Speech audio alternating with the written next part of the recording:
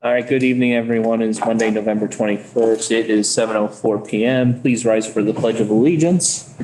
I pledge allegiance to the flag of the United States of America and to the republic for which it stands, one nation, under God, indivisible, with liberty and justice for all.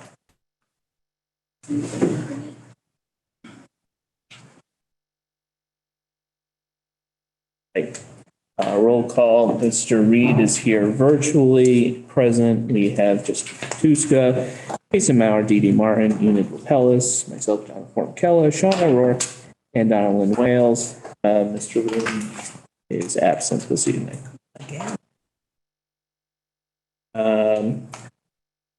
If there are no objections, I'm going to pass the consent calendar as presented.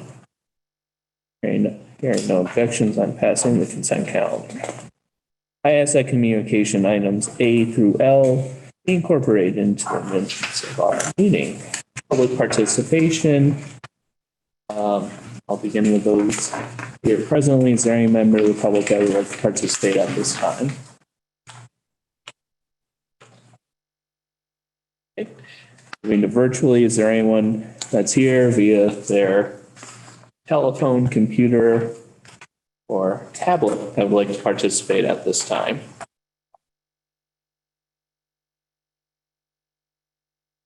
Once again, is there anyone here virtually that would like to participate during public participation? Hearing none, I'm going to close public participation. We have no appointments this evening. Action items. Item A, Town Council Command, Finance, Education, Health, and Public Safety Matters. Madam Vice Chair. We have not had a meeting since our last meeting. Thank you, Madam Vice Chair. Town Council Committee on Planning, Zoning, Public Works, Park and Recreation Matters. Is not here. Ms. Martin, do you have anything for Parks and Rec? They met the same time we did 2 weeks ago. Okay. Didn't have any new business. I think I saw earlier, maybe the first selectman can confirm this, that our Parks and Recreation Director be elected president of some association. I will have an update for you in just a few minutes. Okay, we will wait till then.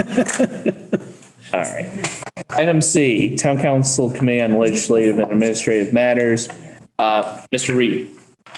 Thanks, Mr. Chair. We did go over 5 items tonight. We met tonight. We talked about the F-23 Highway Safety Project Grant. We had 2 parts to that, click it or ticket and DUI enforcement. We also talked about number 156, which is the E-Rate Online LLC Services Agreement, 157, the RJK Tree and Turf Services LLC Professional Services Agreement, as well as 158, which was the BL Companies Change Order number 3, all reached consensus and will be in front of you at council. Thank you, Mr. Reed. Strategic Planning Committee meeting. We will have a meeting. It is December 1st at 6 p.m. What's the meeting? Strategic Planning Committee. EMS Building Committee. Mr. Rooney is not here this evening. December 1st, 6 p.m. Open Space Preservation and Acquisition Committee, Mr. O'Rourke. We have not met since our last meeting, Mr. Chair. Thank you, Mr. O'Rourke.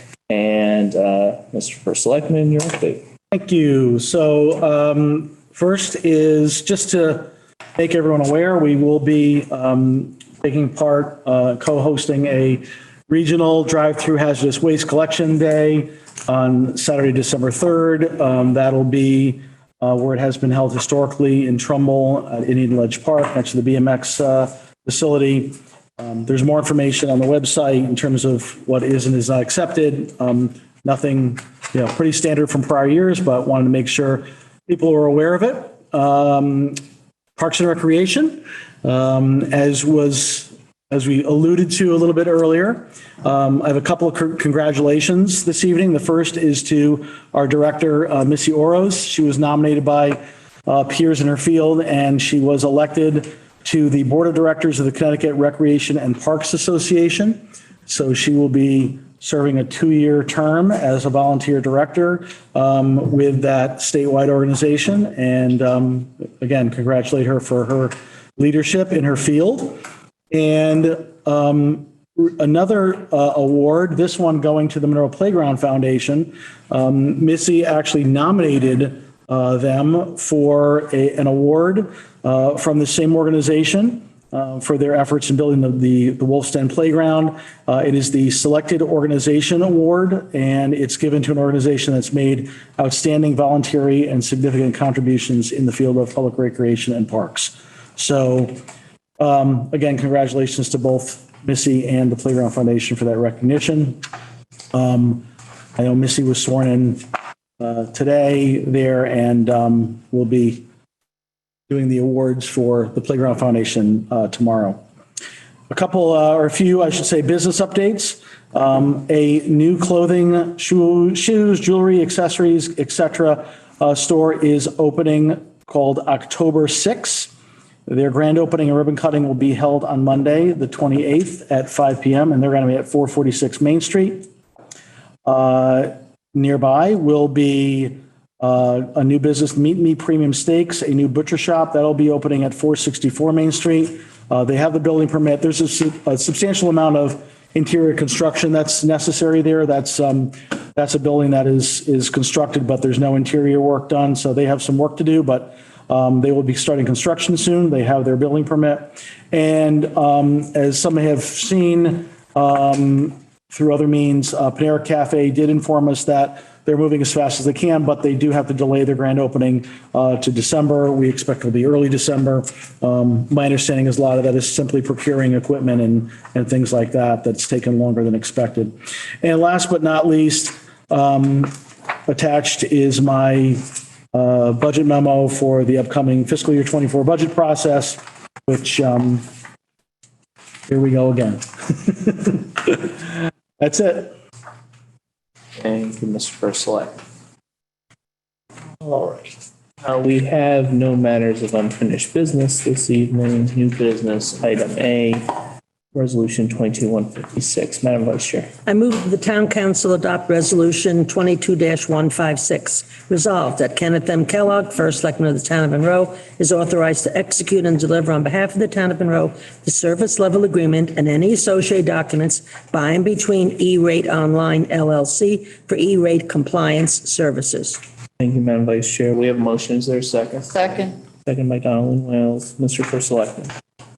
Thank you, Mr. Chairman. So E-Rate Online LLC is an organization, consulting firm. They specialize in providing services to ensure the regulatory filing compliance with the FCC's E-Rate program, which allows the town to avail ourselves of substantial, significant discounts for the library as relates to internet and telecom services. So you have the agreement here in your package, as well as the letter of opinion from Attorney Lido, and we ask that you continue to utilize the services of this organization so we can avail ourselves of these lower prices. Thank you, Mr. First Selectman. Is there any other discussion? Hearing none, I'm going to call for a vote. All those in favor of adopting Resolution 22-156, please say aye. Aye. Aye. Kevin, you're on mute. Aye, sorry, it's not coming off mute. I don't know why. No problem. We got you now. All those opposed, please say nay. Hearing no nays, this passes 8-0. Item B, Resolution 22-157. Madam Vice Chair. I move that the town council adopt resolution 22-157. Resolved that Kenneth M. Kellogg, first selectman of the town of Monroe, is authorized to execute and deliver on behalf of the town of Monroe the professional services agreement and any associated documents by and between RJK Tree and Turf Services LLC for the provision of tree warden services. Thank you, Madam Vice Chair. Is there a second? Second. Second by Donaldin Wales. Mr. First Selectman. Thank you. So you'll recall that historically the functions of tree warden were performed by the park ranger. In the current budget process, putting together the current budget, That position was transitioned to the Parks and Recreation Department, and the tree warden functions were migrated to Public Works and were budgeted under contracted services. Following his research, Mr. Nowacki has recommended RJK Tree and Turf Services to perform the services. My understanding that they have a licensed arborist on board who is qualified to do this. And we've presented them our standard professional services agreement, which Attorney Alito has crafted for the town. You have his attached opinion letter, and we'd like to proceed accordingly. Thank you, Mr. Selectman. Any other discussion? Mr. Mauer?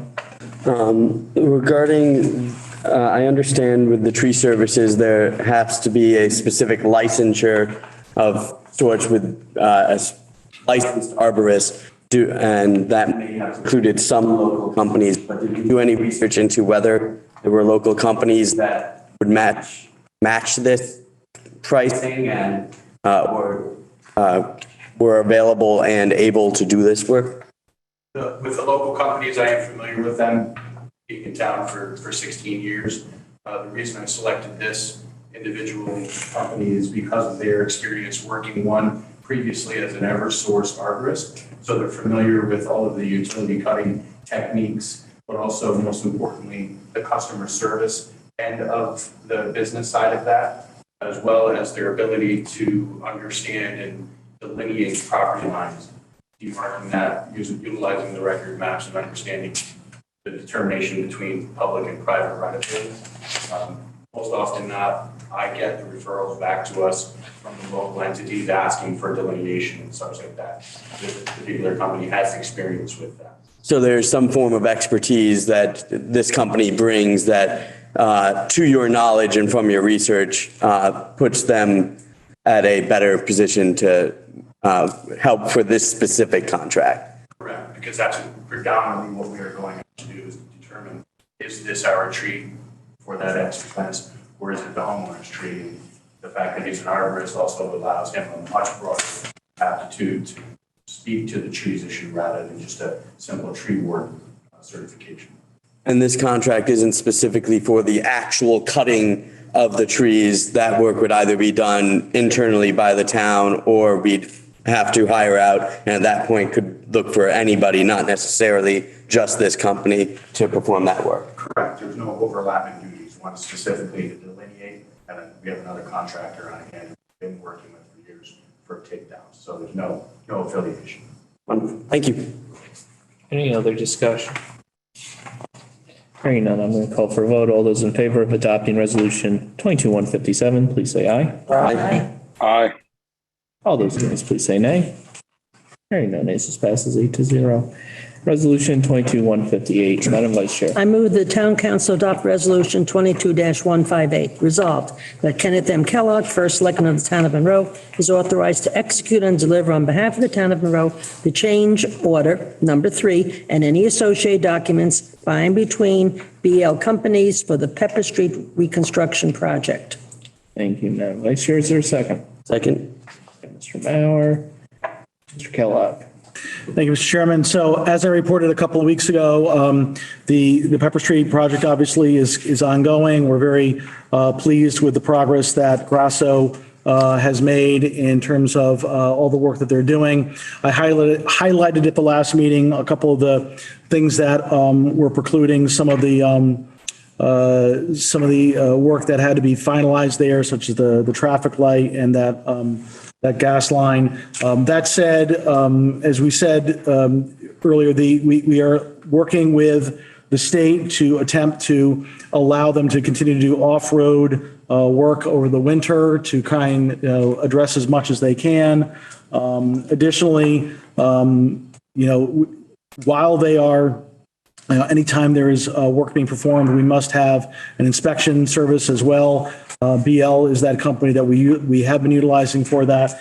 We are awaiting documentation from the state, a supplemental agreement and further documentation that would come down from DOT that would finalize their the changes that we've been talking about for quite some time.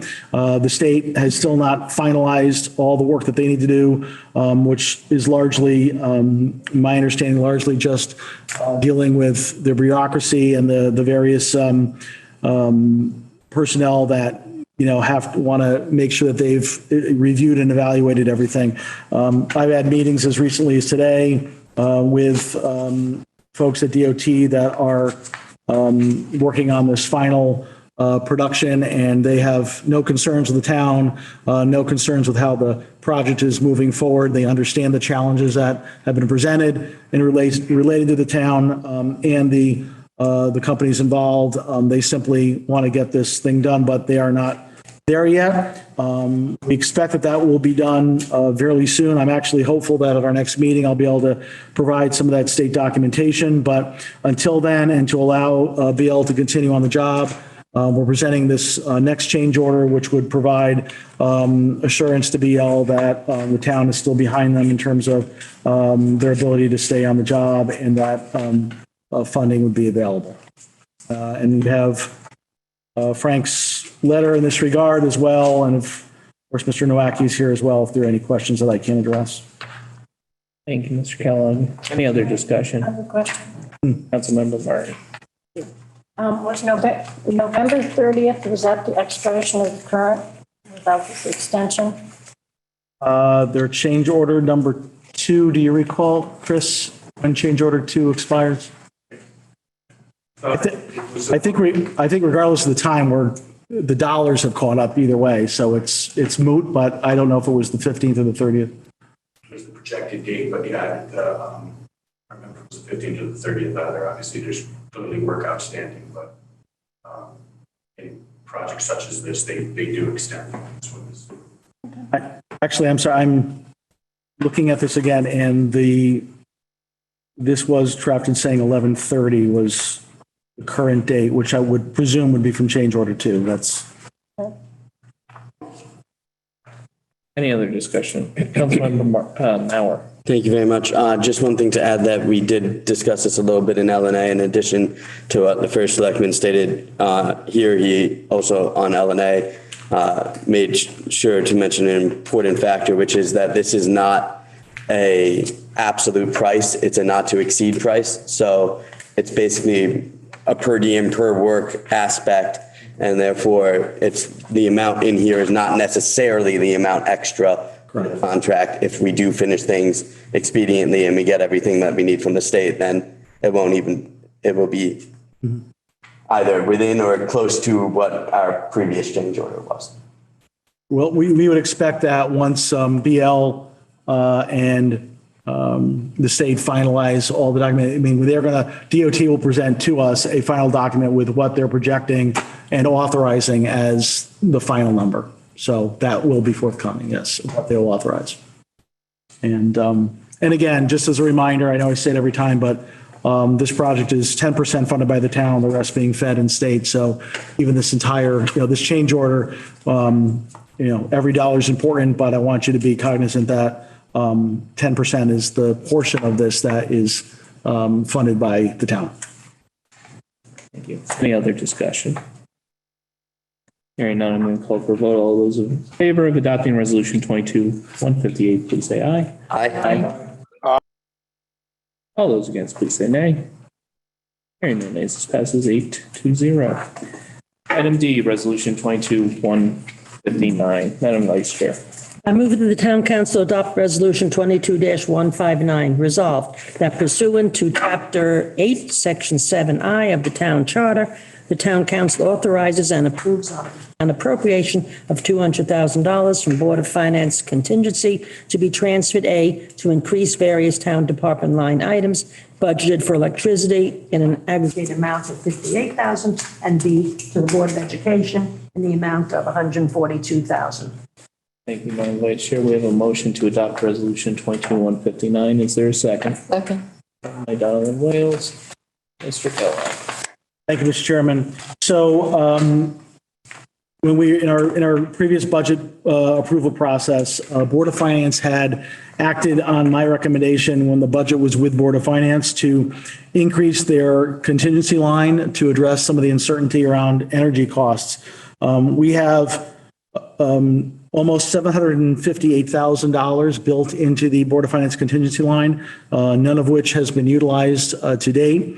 Of that, although it is at this point essentially one pool of dollars, it is not specifically limited in purpose, but building that budget line, $250,000 of that was originally discussed and contemplated for potentially being used for energy costs. We have a current agreement for the supply side of electricity. So I'm not talking about distribution. I'm sure everyone is familiar now more than ever, that there are two sides of your electric bill. One is the generation, the supply side, and one is the distribution.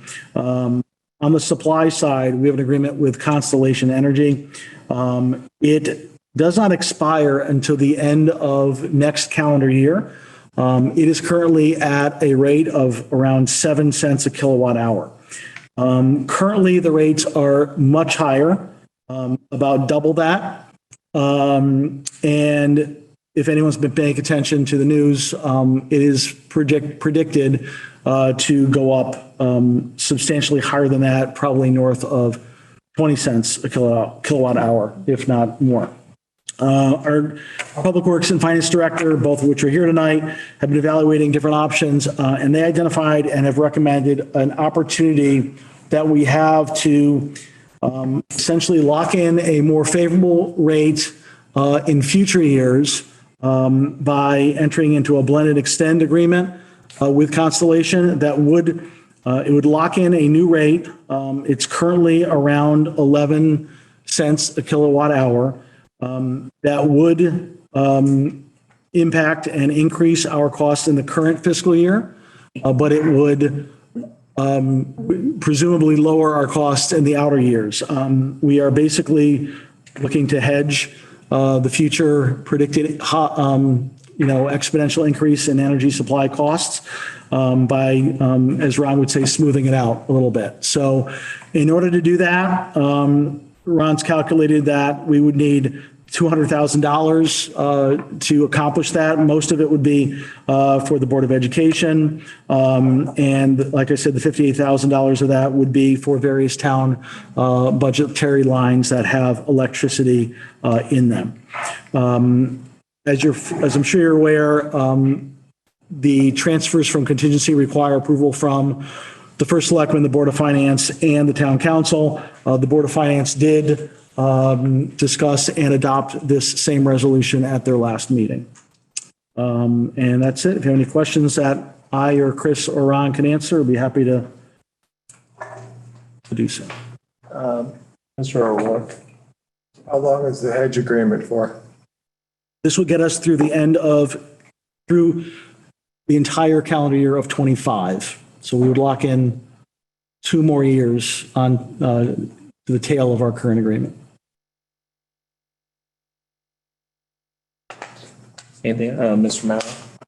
I assume Constellation won't go beyond 2025 to extend even further. We could actually go out, we could go out further, but it actually, price point was increased.